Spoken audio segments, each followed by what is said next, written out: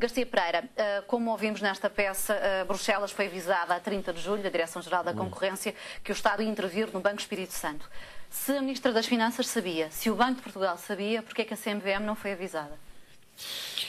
Pois eu julgo que a CMVM foi avisada e nós estamos aqui num jogo de empurra e de responsabilização absolutamente lastimável. É absolutamente evidente que a solução que foi cozinhada entre 31 de julho e 3 de agosto e culminou na aprovação da alteração ao regime da recapitalização bancária, absolutamente a golpe, de forma virtual, e pondo em vigor em Portugal um regime, o chamado Mecanismo Único de Resolução dos Bancos e Instrumento de Resgate Interno, que tinha sido aprovado no Parlamento Europeu no último dia antes das férias da Páscoa e para ser metido em vigor nos países da União Europeia em parte a partir do dia 1 de janeiro de 2015 e outra parte para 2016. E, portanto, toda esta solução foi uma solução cozinhada por Banco de Portugal, por CMVM, pelo Presidente da República, pelo Ministro das Finanças, pelo Primeiro-Ministro e, obviamente, por Francoforte.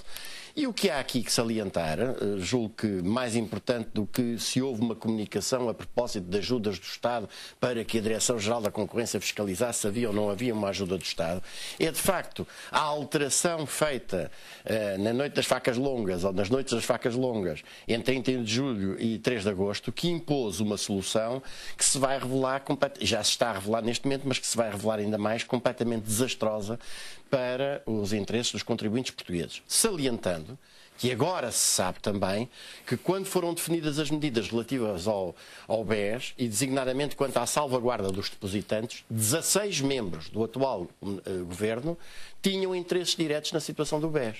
E ninguém diz nada até isto ser descoberto, neste caso, e segundo foi noticiado por uma investigação jornalística de um órgão da comunicação social. E, portanto, nós também, para além da denúncia desta solução, a denúncia de que nós batemos no fundo do ponto de vista ético, mas simultaneamente fala-se agora de coisas de que alguns já tinham falado há muito tempo. Esta questão do cozinhar desta solução foi denunciada no jornal do meu pequeno partido Luta Polar do dia 10 de agosto de 2014. E o facto de haver uma ligação intrínseca, também abrange o próprio defunto Presidente da Comissão Europeia, Durão Barroso, que também foi um dos aconselhadores do BE nos anos 90, mostra como de facto nós estávamos aqui perante um banqueiro do regime e um regime dos banqueiros, neste caso concretamente da quadrilha Espírito Santo.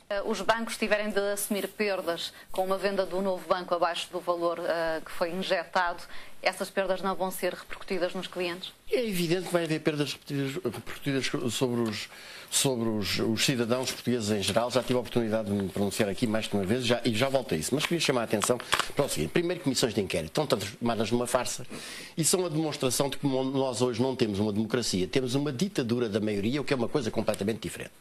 Em qualquer país democrático, minimamente democrático, comissões de inquérito a questões de particular importância e melindres como estas têm de ser presididas por um partido da oposição e no partido do governo. Se não acontece o que aconteceu no caso dos submarinos. Quer dizer, é absolutamente óbvio, e como já aconteceu em todos os casos, em que a maioria parlamentar impõe a sua própria presidência e impõe as suas conclusões, que são chegar ao fim e chegar à conclusão que os governantes atuaram todos muito bem, que todas as pessoas ligadas aos respectivos partidos atuaram muito bem e quanto ao resto não se conseguiu apurar. E, portanto, isto é um escândalo. Já agora, sob a comissão de inquérito do BES, quero salientar também que é outro escândalo. Nós perdemos completamente a noção do mínimo de ética. Quer dizer, o presidente, a pessoa que é designado para presidir a uma comissão de inquérito, é uma pessoa que esteve ligada e que ainda está ligada a um escritório de advogados que é o principal, que tem como principal cliente precisamente a instituição que vai ser investigada. Nesta matéria, a transparência é absolutamente exigível e nem a própria pessoa nem ninguém lhe diz que isto é inadmissível. Portanto, comissões de inquérito, como elas estão a ser feitas agora, são uma anedota, são uma farsa, que, aliás, se os partidos parlamentares da oposição tivessem espinha vertebral direita, se deveriam recusar a alinhar e deveriam, pura e simplesmente, recusar-se a participar em trabalhos que visam apenas o branqueamento do que se passou. Segundo ponto.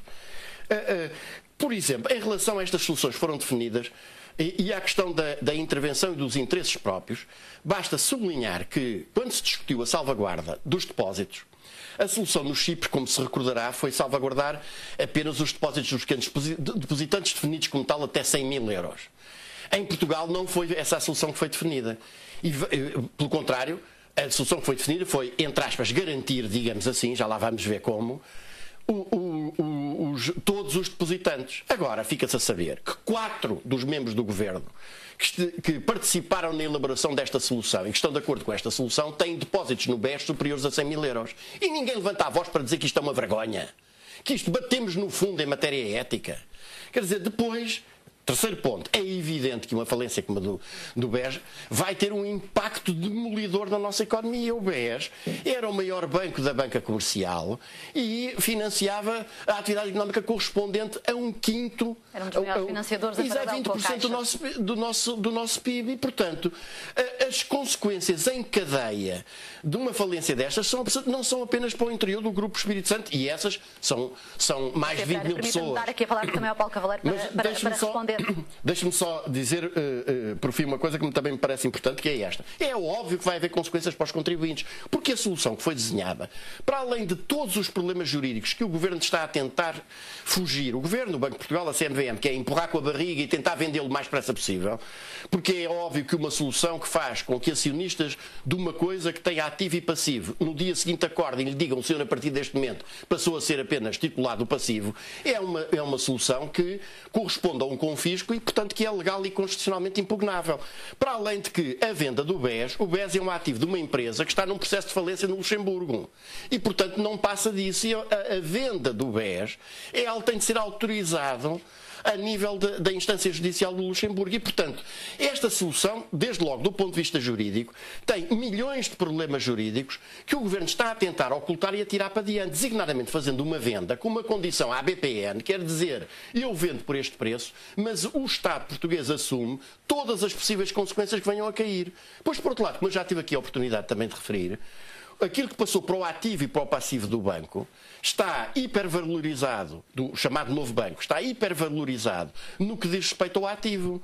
E, de facto, o que nós temos ali um valor correspondente sensivelmente a 70 do ativo, que será cerca de 80 mil milhões de euros, 72 mil milhões, são de créditos a clientes e de aplicações financeiras. Se o novo banco conseguir ir buscar 1/3 que seja desse valor, e a solução que está desenhada e que já está em prática neste momento com o BES Angola mostra que 1/3 já é uma previsão muito otimista, porque no caso do BES Angola é 1/10 e mesmo assim duvidoso, o resultado é que ao ativo terá qualquer coisa como 48 mil milhões de euros de verdadeiros incobráveis, o que significa que a diferença entre o ativo e o passivo do novo banco, ascende a qualquer coisa como 16 mil milhões de euros de passivo. Só me saísse o que já lá foi metido, só me saísse aquele empréstimo de emergência de liquidez, e está-se a ver que nós estamos aqui a falar de uma solução. E é um mecanismo que estes senhores meteram em vigor. Deixe-me só terminar para se perceber. Depois, com certeza. Este mecanismo que foi posto em vigor a golpe entre 31 de julho e 3 de agosto significa uma coisa. O mecanismo de resolução é um fundo de resolução que responde por ele. Sim, senhor. Deve ter fundos dos bancos, mas se não tiver fundos dos bancos, são os fundos do Estado que devem avançar. Até agora estão lá 4,9 mil milhões de euros. Desses 4,9 mil milhões de euros, 700 milhões são dos bancos e 4,2 mil milhões de euros são dos cidadãos portugueses. Para chegar aos 20 ou aos 25 mil milhões, é evidente que os bancos não vão lá meter esse valor e isso vai sair dos bolsos dos contribuintes. E é isto que se está a pretender ocultar. Nós estamos perante um roubo levado a cabo por uma quadrilha organizada que está a ser protegida pelo Governo. Eu não vou aguardar e acho que o Ministério Público já devia ter atuado. E se não atua, por alguma razão é que deve ser integralmente apurada. Porque é inadmissível que arguidos como estes continuem à solta e que nenhuma medida conservatória da prova, dos documentos, dos dinheiros que andam por aí, tenha sido tomada até agora pelo Ministério Público.